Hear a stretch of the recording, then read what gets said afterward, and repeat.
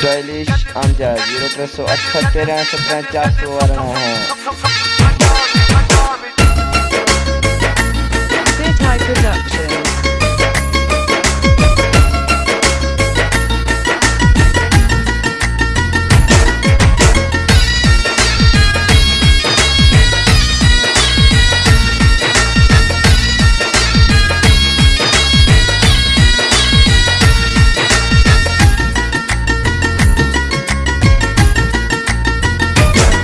कद सुम्हंदो हुए मुझे बाहुन में, अॼु कंटा विछाई पियो राहुन में। कद सुम्हंदो हुए मुझे बाहुन में, अॼु कंटा विछाई पियो राहुन में।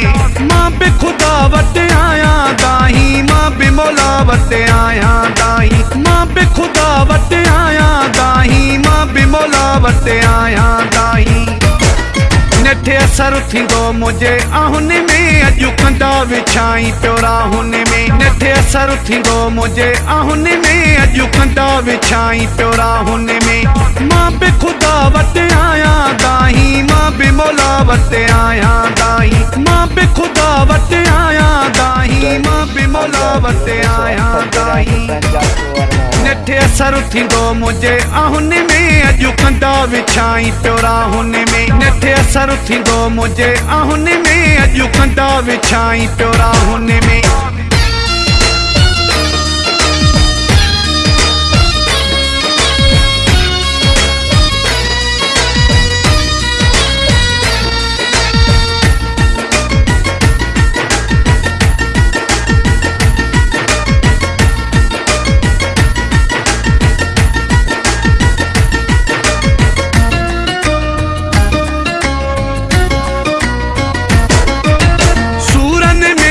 साथ ॾींदो हुए मां रोवंदो हुसि, तूं रोवंदो हुए।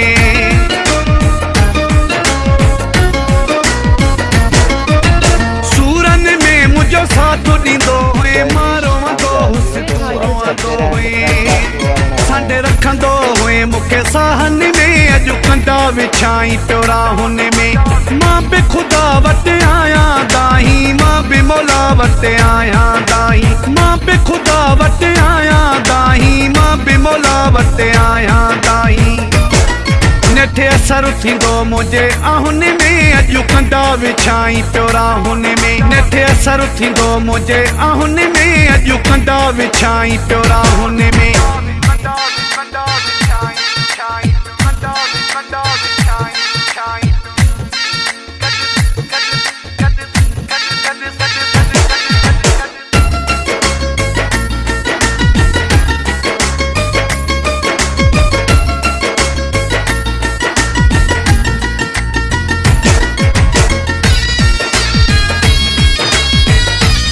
स्टाइलिश आमजा 0308 13 17 412 है।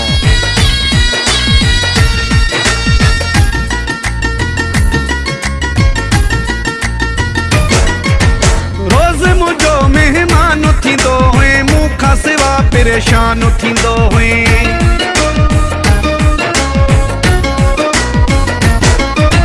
रोज़ मुझो मेहमान थींदो हुए, मूंखां सिवा परेशान थींदो हुए। मुझो प्यारो घुरी पे दुआउन में, अॼु कंटा विछाई पियो राहुन में। मां बि ख़ुदा वटि आहियां दाही, मां बि मौला वटि आहियां दाही। मां बि ख़ुदा वटि आहियां दाही, मां बि मौला वटि आहियां दाही। नेठे असर थींदो मुझे आहुन में, अॼु कंटा विछाई पियो राहुन में। नेठे असर थींदो मुझे आहुन में, अॼु कंटा विछाई पियो राहुन में। 0308 13 17 412 है।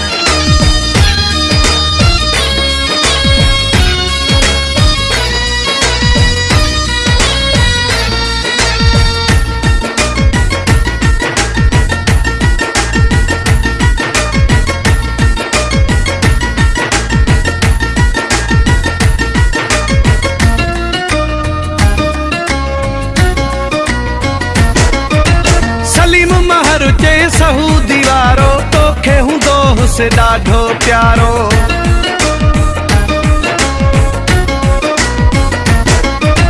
सलीम महर जे सहूदी वारो, तोखे हूंदो हुसि ॾाढो प्यारो।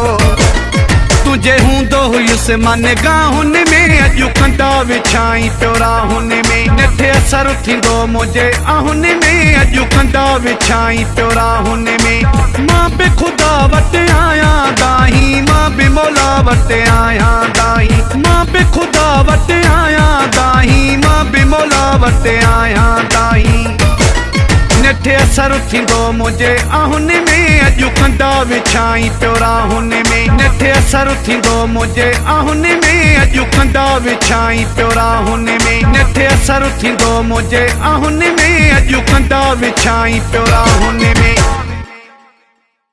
Stylish Amjad.